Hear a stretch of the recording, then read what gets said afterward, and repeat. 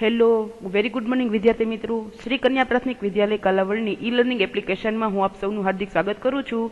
વિષય ગુજરાતી, ધોરણ 8, એકમ નંબર 14, સાકરનો શોધનારો, જેનો પાર્ટ 2 છે એ આપણે આજે ભણવાના છીએ. વિદ્યાર્થી મિત્રો, આપણે છે એ અગાઉના ટોપિકની અંદર, અગાઉના લેક્ચરની અંદર આપણે પાર્ટ 1 છે એ જોઈ ગયા છીએ. જો હજી સુધી તમે પાર્ટ 1 ન જોયો હોય તો હું તમને આ વિડીયોની ડિસ્ક્રિપ્શન બોક્સમાં પાર્ટ 1 ની લિંક આપી દઈશ. તમે ત્યાંથી જઈ અને એ પાર્ટને જોઈ શકશો. જો વિદ્યાર્થી મિત્રો તમે હજી સુધી અમારી ચેનલને સબસ્ક્રાઇબ ન કરી હોય તો સબસ્ક્રાઇબ કરી દેજો, જેથી તમને અમારા બધા જ નવા વિડીયોની નોટિફિકેશન તમારી સુધી પહોંચી શકે. તો અમારા દરેક વિડીયોને જોવા માટે અમારી ચેનલને સબસ્ક્રાઇબ કરી દેજો અને તમારા જેવા વિદ્યાર્થીઓને આગળ છે એ શેર કરજો, જેથી એ પણ ઘરે રહીને અભ્યાસ કરી શકે. તો આપણે છે એ ટાઈમ છે એ બગાડતા નથી અને ભાગ 2 તરફ આગળ વધીએ. વિદ્યાર્થી મિત્રો, આપણે છે એ ચેપ્ટર 1 ની અંદર છે એ જોઈ ગયા હતા યશવંત પંડ્યા, તેનો જન્મ, તેમનું અવસાન, કે તેઓ ભાવનગરના વતની હતા. તેમણે નાટક લેખન છે તેનાથી તે જાણીતા થયા હતા, તેમજ તેની સાથે તેમણે બાળ નાટકો અને નાટ્ય સંગ્રહો છે તેની રચના કરી છે. આ આખો છે તમને પાઠ તમારી સ્ક્રીન ઉપર દેખાય છે તે 3 અંક વાળો પાઠ છે. આ પાઠનો પ્રકાર છે એકાંકી નાટ્ય અથવા તો એકાંકી નાટકો, જેને 3 વિભાગની અંદર આપવામાં આવ્યો છે. અને આપણે એ પાઠને આપણે કુલ 2 લેક્ચરમાં ડિવાઈડ કરેલો છે. આપણે પહેલા લેક્ચરની અંદર છે એ બધા પાત્રો જોઈ ગયા હતા. અંજન, કિન્નરી જે ભાઈ બહેન છે, નિખિલરાય તેમના પિતા, સુરેન્દ્રનાથ છે ડાક્ટર છે અને ભાસ્કરરાય છે નિખિલરાયના મિત્ર છે. આપણે પહેલા તો અંજન, કિન્નરી અને નિખિલરાય છે એ 3 પાત્રો વિશે ઘણું બધું જોઈ ગયા છીએ. હવે બાકીના પાત્ર છે એ હવે પછીના નાટકની અંદર આવશે, જેમાં સુરેન્દ્રનાથ અને ભાસ્કરરાય. હવે જોઈએ કે સુરેન્દ્રનાથ અને ભાસ્કરરાય છે તેનું આ નાટકની અંદર શું વ્યક્તિત્વ અને શું તેમનું કાર્ય છે. આપણે છે એ અંજન છે તેને અને કિન્નરી છે તેના નિખિલરાય તેના પિતાજી છે, એ ત્રણેય વચ્ચેની વાતચીત છે અને એ ત્રણેય વચ્ચે થતી જે કઈ રોકચોક છે તેના વિશે આપણે ભણી ગયા છીએ. હવે આપણે ભણવા જઈ રહ્યા છીએ પાઠ એકાંકી નાટક છે તેનું દ્રશ્ય નંબર 2 છે. તેમાંથી આપણેથી વચ્ચેથી જે બાકી છે તે જોઈએ કે હવે પછી છે એ શું થશે. અંજન શું કરશે, અંજન સાજો થશે કે શું, કિન્નરી એની કેવી રીતે મદદ કરશે, નિખિલરાયને સમજાશે કે એને જે કર્યું છે એના દીકરાને એને જે ખીજાણા હતા એની કારણે તે બીમાર પડ્યો છે, તો શું તે એવડો સાજો થશે કે કેમ, આપણે અહીંયા સુધી જોઈ ગયા છીએ. હવે આપણે શરૂઆત કરીએ આગળથી. કિન્નરી કહે છે કે ભલે ભાઈ, એ જે હોય તે, આપણે બીજી વાતો કરીએ. તારે દવા પીવાનો વખત થયો છે, પીસ અંજુ. અંજન કહે છે કે જવા દે, મને બહુ કડવી લાગે છે, એ પીવું છું એટલે આંખે અંધારા આવે છે, જવા દે. પણ કિન્નરી કહે છે કે પણ ભાઈ, દવા પીધા વિના તે કઈ ચાલે. શું કહે છે? કિન્નરી કહે છે કે બીજી બધી વાત મૂક, તું જે રીતે બીમાર પડ્યો એ હવે મારી છે બધી જવાબદારી કે મારે તને સાચો કરવો. કે એના ભાઈને કહે છે કે તું હવે બધી વાત મૂકી દે અને શું કરીએ કે આપણે બીજી વાત કરીએ. અને બીજી વાત કરતા કરતા તેના ભાઈને તે કહે છે કે તારે દવા પીવાનો વખત થઈ ગયો છે, વખત થવો એટલે કે ટાઈમ થઈ ગયો છે, તો તું દવા પીસ ને અંજુ. તો અંજન કહે છે કે ના, હું દવા નહીં પીવું, કારણ કે મને તે કડવી લાગે છે, એ દવા પીવું છું એટલે મને આંખે અંધારા આવે છે. તો કિન્નરી એને કહે છે કે કઈ દવા પીધા વિના ચાલે નહીં. અંજન ઉત્તર નથી આપતો, કિન્નરી વિચારમાં પેરવાય છે. એવામાં નિખિલરાય અને સુરેન્દ્રનાથ છે પ્રવેશે છે.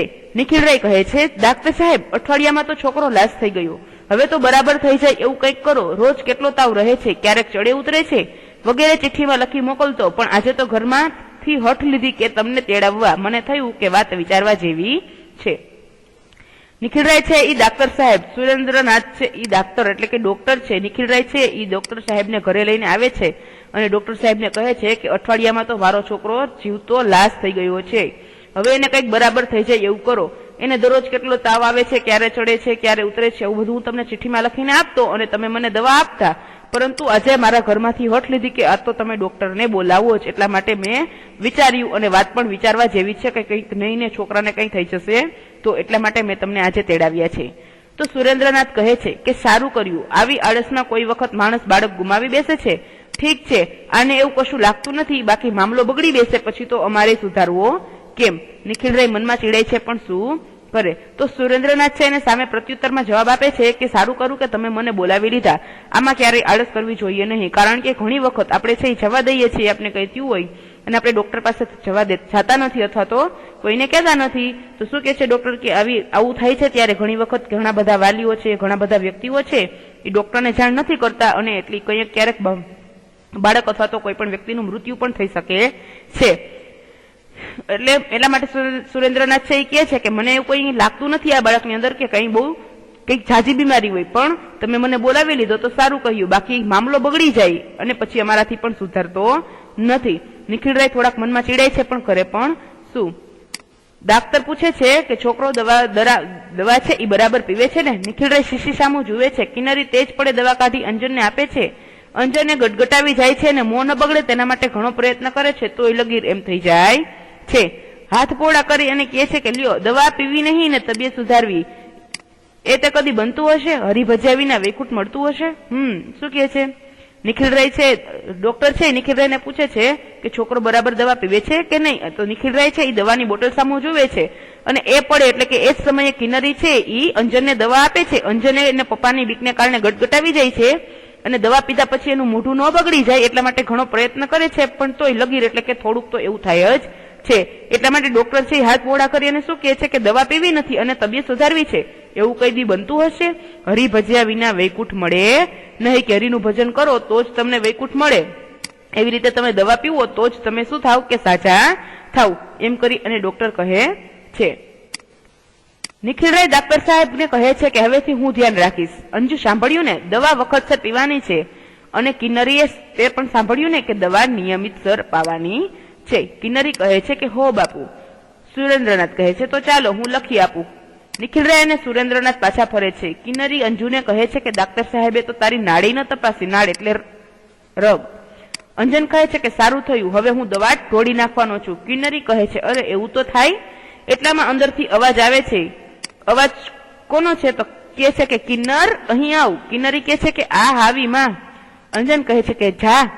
માં શું કહે છે? તું અહીં બેસી રહે છે અને એને તું કઈ જ કામમાં મદદ પણ કરતી નથી. બંને ભાઈ બહેન વચ્ચે વાત થાય છે. નિખિલરાય ડાક્ટર સાહેબને લઈ અને અંદર ચાલ્યા જાય છે અને કિન્નરી અંજુને કહે છે કે ડાક્ટર સાહેબે તો તારી નાડ એટલે કે રગ પણ તપાસી નથી.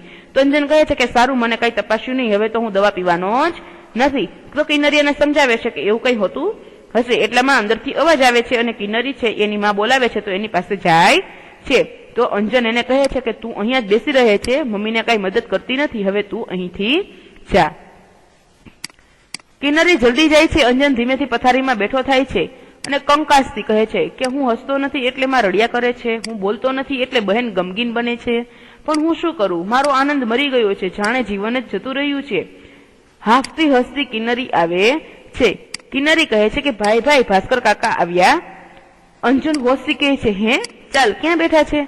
કિન્નરી કહે છે કે હમણાં અહીંયા આવશે, માં તેમને તારી જ વાત કરતી હતી. અંજનના હોઠ પર હાસ્ય ફરકે છે. શું થાય છે કે કિન્નરી જલ્દીથી જ અંદર જાય છે અને અંજન ધીમે ધીમે પથારીમાં બેઠો થાય છે અને પોતે વિચારે છે કે હું હસતો નથી એટલે માં આખો દી રડ્યા કરે છે, હું બોલતો નથી એટલે બહેન પણ આખો દી ગમગીન રહે છે, પણ કે હું શું કરું? હું પણ હસવા માંગુ છું, બોલવા માંગુ છું, પણ મારો તો આનંદ જાણે મરી ગયો હોય એવું મને લાગે છે કે જાણે મારું કઈ જીવન જ નથી. ત્યાં ફરીથી હસતી હાફતી કિન્નરી આવે છે અને કહે છે કે ભાઈ ભાઈ ભાસ્કર કાકા આવ્યા છે. તો અંજન છે એકદમ આમ ખુશીથી અને હોશથી કહે છે કે ચલ ક્યાં બેઠા છે, મારે એને મળવું છે. તો કિન્નરી કહે છે કે તારે ત્યાં જવાની જરૂર નથી, તું અહીંયા રહી, હમણાં અહીંયા આવશે, મમ્મી એને તારી જ વાત કરતા હતા. અંજનના હોઠ ઉપર હાસ્ય ફરકે છે. કિન્નરી કહે છે કે અમે અને એમની પેટીમાં તો શાશા રમકડા લાવ્યા છે, જાણે તો રાતના દિવસ રમ્યા જ કરીએ. આ સાંભળતા જ અંજનનો ચહેરો ઉતરી જાય છે. કિન્નરીને તેનું કારણ નથી સમજાતું. પાછળથી નિખિલરાય અને ભાસ્કરરાય બંને આવે છે, પણ ભાઈ બહેનને તેની ખબર ન પડે એમ તેઓ છાનામાના ઉભા રહે છે. અંજન કહે છે ભાસ્કર કાકા ભલે આવ્યા, ભલે રમકડા લાવ્યા, પણ એમને ક્યાં ખબર છે કે બાપુએ મને બંધી કરી છે? કિન્નરી હસતી જતી. તું જોજે તો ખરો, એવો બાપુને કહી દેવાના છે કે આપણને કદી વઢે નહીં, મારે નહીં, પણ બસ રમવા જ દે. હું અહીં આવી ત્યારે તેઓ માને એમ જ કહેતા હતા. અંજન છે આતુર આંખોએ, તું સાચું કહે છે કિન્નર? અરે તો મારે બીજું જોઈએ પણ શું થાય છે? કિન્નરી એને કહે છે કે ઈ એની પેટી એટલે કે ઈ એની સાથે કેટલા બધા રમકડા લઈ આવ્યા છે કે આપણે રાતને દિવસ રમ્યા રાખીએ તો પણ ખૂટે જ નહીં. એ સાંભળી અને અંજનનો ચહેરો ઉતરી જાય છે અને તેનું કારણ કિન્નરીને સમજાતું નથી કે કેમ ભાઈ છે એને ખુશી હોવાને બદલે દુઃખી થાય છે. પાછળથી નિખિલરાય અને ભાસ્કરરાય આવે છે, પણ ભાઈ બહેનને તેની ખબર પડતી નથી કે તેની પાછળ છે એના કાકા અને એના પપ્પા ઉભા છે. અંજન છે એની બેનને કહે છે કે ભાસ્કર કાકા ભલે આવ્યા અને ભલે તેની સાથે રમકડા લઈ આવ્યા હોય, પરંતુ મને બાપુએ રમવાની બંધી કરી છે, એટલે કે ના પાડી છે. તો કિન્નરી એની સામે હસતા હસતા શું કહે છે કે તું જોજે, બાપુ તને ઈ ભાસ્કર કાકા છે એ બાપુને કહી દેવાના છે કે આપણને ખીજાય નહીં, વઢે નહીં અને રમવા દે. એવું છે એવું માને કહેતા હતા, એવું મેં સાંભળ્યું છે. અંજન આતુર આંખોએ શું કહે છે, તું સાચું કહે છે કિન્નરી? જો રમકડાથી રમવા દેતા હોય તો મારે બીજું જોઈતું પણ નથી, બસ મારે તો રમવું જ છે. ઉલ્લાસભર્યા અંજન કિન્નરીને બાજી પડે છે. તેઓની નજર પડે પેલા ભાસ્કરરાય અને નિખિલરાય લઈને ચાલ્યા જાય છે. ઉલ્લાસભર્યા અંજન એને કીધું ને રમવા દઈશ, એટલા માટે અંજન અને કિન્નરી બાજી પડે છે, એટલે કે એકબીજાને આમ ખુશીમાં શું કરે છે તો કે એકબીજા આડાવડું કે જે એકબીજા પ્રેમથી ભેટી પડે છે. અને શું કહે છે કે તેઓની નજર છે હજી તો ભાસ્કરરાય અને નિખિલરાય પર પડે એની પહેલા તો બંને ત્યાંથી ચાલ્યા જાય છે. વિદ્યાર્થી મિત્રો, અહીંયા સુધી આપણે બીજું નાટક છે એ પૂર્ણ થાય છે. હવે જોઈએ ત્રીજા નાટકની અંદર કે શું નિખિલરાય છે એને એની ભૂલ સમજાશે અને ઈ છે એનો છોકરો અંજન છે તેને રમવા દેશે કે નહીં.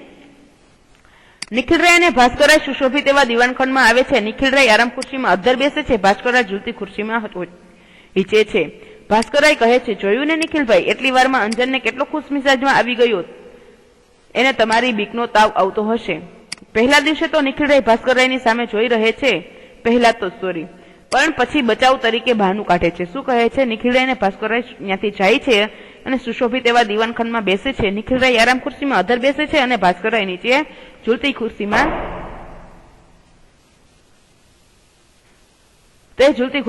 નીચે બેસે છે. અને ભાસ્કરરાય સામે જોઈને કહે છે કે નિખિલભાઈ, તે જોયું ને કે એટલીક વારમાં તો અંજન કેવો ખુશ મિજાજમાં આવી ગયો, એને તારી બીકનો જ તાવ આવતો હશે.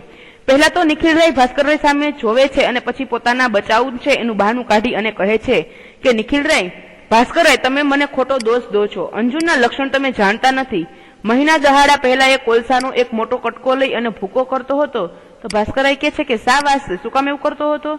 તો નિખિલરાય કહે છે કે મેં પણ એને પૂછ્યું, ત્યારે એને કીધું કે કોલસામાંથી સાકર બને છે એવું એને વાંચ્યું છે, એટલે એમાંથી સાકર શોધતો હતો. આવું એકવાર નથી બન્યું, નિત્ય નવા હુનર, કેટલા કહું મારે તે ક્યાં સુધી આંખ આડા કાન કરી અને કાન કરવા, એવું એને કહે છે કે તમે હજી જાણતા નથી અંજુને. અંજુ થોડાક દિવસ પહેલા કોલસો છે એનો ભૂકો કરતો હતો.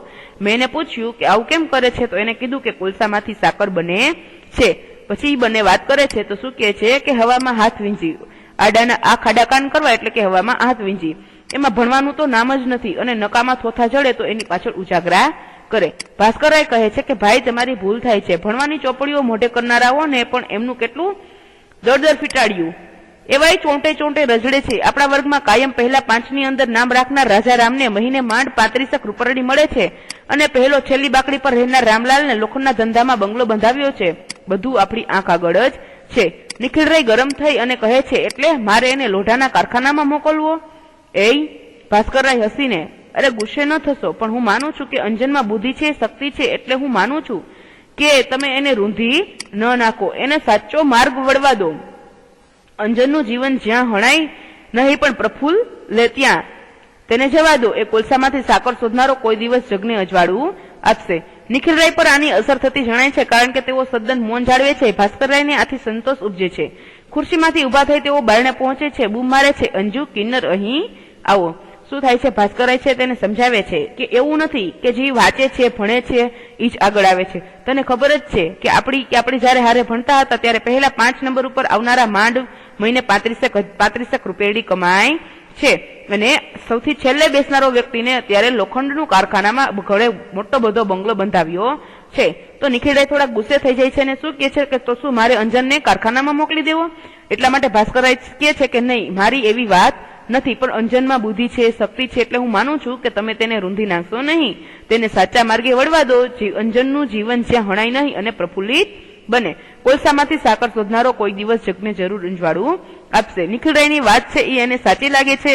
ભાસ્કરરાયની વાત નિખિલરાયને સાચી લાગે છે અને નિખિલરાય ઉપર તેની થોડીક અસર પણ દેખાય છે. એટલા માટે ભાસ્કરરાયને થોડી શાંતિ અનુભવે છે અને તે ખુરશીમાંથી ઉભા થઈ બારણા સુધી પહોંચી અને બૂમ પાડે છે કે અંજુ અને કિન્નર અહીં આવો. કિન્નરી છે ઈ આવી પહોંચે છે. કિન્નર કહે છે કે શું કહ્યું કાકા? તો ભાસ્કરરાય કહે છે કે અંજન ક્યાં છે? એટલે કિન્નરી કહે છે કે અંજન આવે જ છે. કિન્નરી છે ઈ ભારથી કહે છે કે હા આવ્યો અંજન.